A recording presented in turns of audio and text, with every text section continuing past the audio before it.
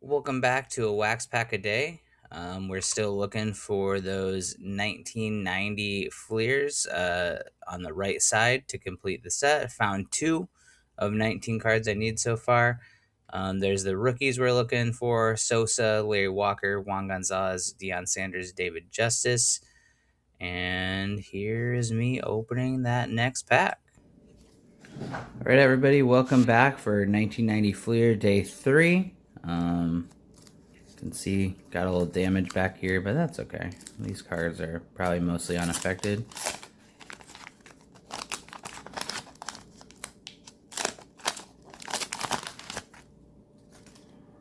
All right, and again we got our baseball quiz. True or false? The Expos were the first Canadian team in the major leagues. False. The Blue Jays were. Oh, it's true. It says right there. Right there. And we got, all the NL East sticker. Well, that's not the NL East, unless the Dodgers were somehow in the East. I doubt it.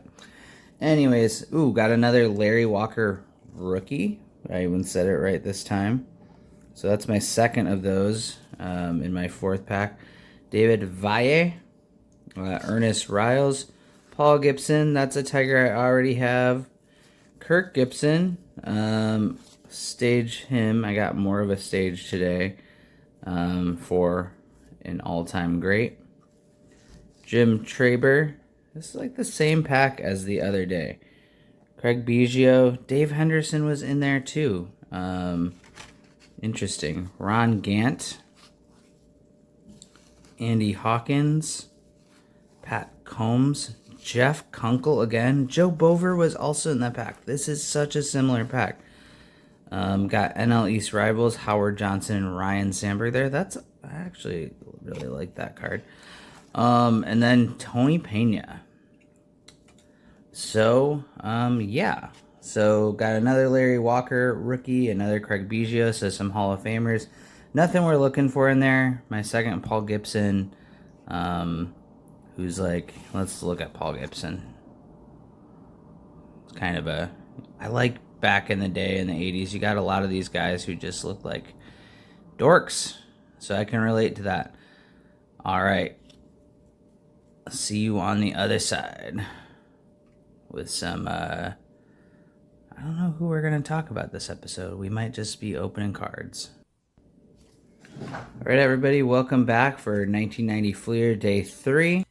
All right, so I decided to talk about Jeff Kunkel because I've opened a couple of them. Again, I don't want to focus on your Larry Walkers and your Craig Bijous of the world yet. We'll get there.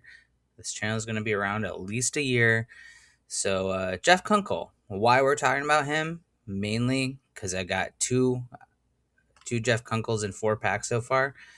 And by the way, really nice card. He's happy to be there, not like that Magadan last time. Seemed apprehensive to be having a picture. And I love that the green monster is in the background. I think that's the green monster. Maybe not. That might just be like a spring training field. Let me know in the comments. But let's look at his stats. So something I noticed about him on Baseball Reference, he mostly played for the Rangers. Interesting. I'll get to that. I'll get to that in a second.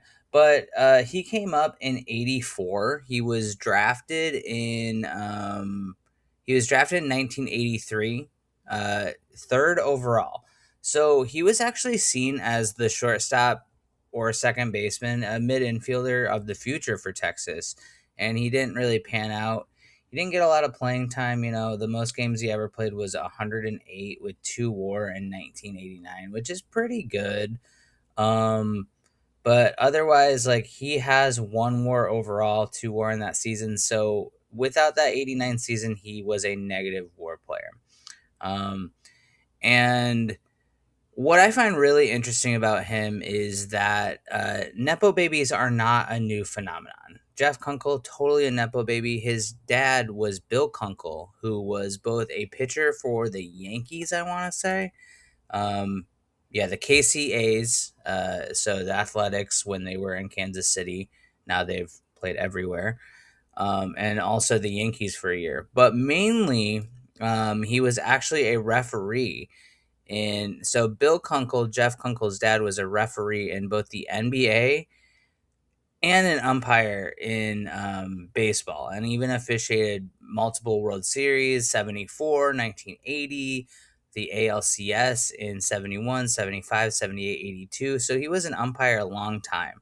But when you go back into sports history, you see a lot of people who were umpires and referees, and they crossed over. So I guess they figured if you were good at like telling grown men the rules in one sport, you could do it in another sport, which that checks out. You know, if you're used to bossing around athletes, you know, you can do it in different realms.